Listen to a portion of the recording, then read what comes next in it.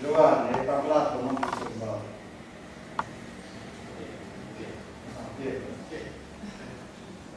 Due minuti di pazienza.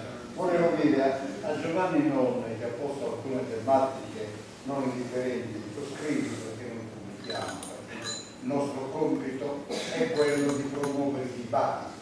Io, essendo il coordinatore degli ex parlamentari, non ho posto alcuni temi che non sono stati toccati, ma non perché non debbano essere toccati, perché l'associazione è composta da tante scuole di pensiero. Io posso dire cosa penso io su un argomento, sulla riforma istituzionale, e non credo che la società che stamattina era qui rappresentata non fosse un pezzo di società. Qua c'erano le rappresentanze di tutta la società, poiché viviamo in una società e in una democrazia parlamentare rappresentativa, ma c'erano tutte queste rappresentanze, le loro rappresentanze. Mi preoccupo quando queste rappresentanze possono essere limitate e non più rappresentare quello che in effetti è la faccia del paese reale, quella che deve capire per poter giudicare.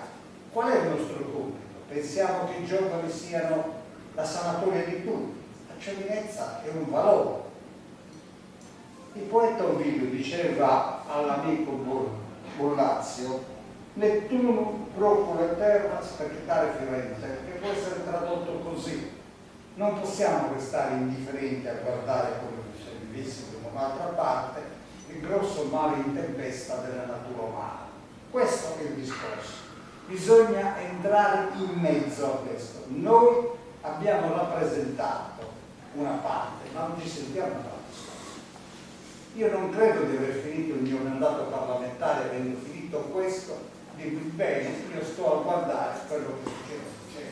Non è esatto. Chiunque sia stato eletto ha rappresentato altri, nel bene e nel male, avrà fatto bene o avrà fatto male, ma la democrazia è poter cambiare questo. Se ricordiamo questo, noi stiamo espropriando la società di questo grande patrimonio e questo noi non lo dobbiamo consentire. Noi vorremmo che i giovani partecipassero in maniera consapevole, perché mi è capitato, noi vedi, in questi anni abbiamo fatto tanti convegni e non li abbiamo voluti far morire in una giornata, ripeto, per dirci tra di noi quanto siamo bravi. Abbiamo pregato, e che ringraziamo ancora, rappresentanti della scuola, dell'università, di venire fuori a parlare con i giovani, per dirgli no, per fargli la romanzina, per fargli la predica, per dargli l'indirizzo, no, per capire e cercare di farli capire. In un liceo della Sardegna, dove i giovani mi dicevano: bene, voi parlate così, però noi abbiamo paura che non potremmo raggiungere quanto hanno conquistato i nostri genitori. E io ho risposto un po' subito: cari amici, voi dovete sapere che i vostri genitori, per conquistare questo benessere, si sono fatti un mazzo così, e voi non potete pretendere di sedervi e di pensare di avere solo diritti e niente doveri. E quando vi lamentate che la politica è una cosa sporca, che è una cosa da... fate male, perché se fosse vero vi allontanate voi che volete rappresentare il cambiamento, significa che nella politica resterà solo il peggio della società. E allora per fare questo dovete partecipare consapevoli e correggere le cose che non vanno. Questo è il compito della politica, questo è il compito della società, questo è il compito della scuola. Perché noi ci agganciamo regolarmente? Perché noi diciamo che i cittadini si cominciano a diventare simpatici della scuola, non da altre parti. La famiglia e la scuola sono insieme. Allora, noi apprezziamo la forza dei giovani, noi che siamo passati, noi che siamo all'ultimo picco, per ragione. Però tirarsi indietro e rinunciare anche in una società complessa, disuguale, fortemente disuguale, e non capire che al nocciolo e al fondo della questione quello che veniva decantato come la vittoria che avrebbe dovuto svolgere tutti i giorni di mercato al tutto, perché il discorso come la mediazione sociale che avrebbe portato con questo sistema a superare le diversità ha prodotto e continua a produrre una società dove molti diventano più poveri e pochi diventano più ricchi. perché quella è la finalità che ha il profitto, ce l'ha questo tipo di capitalismo. Io non voglio entrare nel merito perché noi non facciamo, non diamo regole, non diamo noi il nostro compito è proporre il dibattito.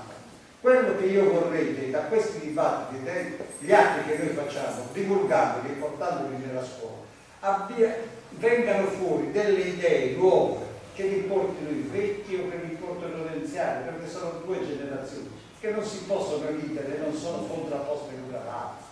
E l'esperienza e la forza della gioventù si devono intrecciare per consentire alla società di camminare e che questo abbia orecchie sensibili. Ecco perché noi invitiamo la politica a partecipare, perché ascolti e poi produca. Perché una politica che ascolta, fa finta di ascoltare e non produce, fallisce nel suo compito principale, fallisce la politica. E noi siamo in una situazione disastrata come siamo, perché manca la politica, perché il primato della politica non c'è, perché non c'è la guida, lo stimolo. Io ho fatto l'amministratore, l'assessore per tanto tempo, quindi ho tutte le mie colpe, perché non si governa senza colpa, non esiste. Quando anche uno abbia dato il meglio di se stesso, bisogna guardare le cose che non sono state fatte bene, non quelle che sono riuscite, quelle si mettono da parte. Le cose non fatte bene, che non si è riusciti a fare, sono quelle del truccio di chi intende ancora la politica come qualche cosa che va al meglio. Quindi non può essere né delegittimata, non può essere messa e non può essere fatta dei populismi. Diamo 2.500 euro a un deputato che la paga media, perché non si può delegittimare neanche la funzione. E questo, quelli che lo fanno, non solo vengono meno alla loro rappresentanza, non sono in grado di rappresentare l'istituto nei quali sono.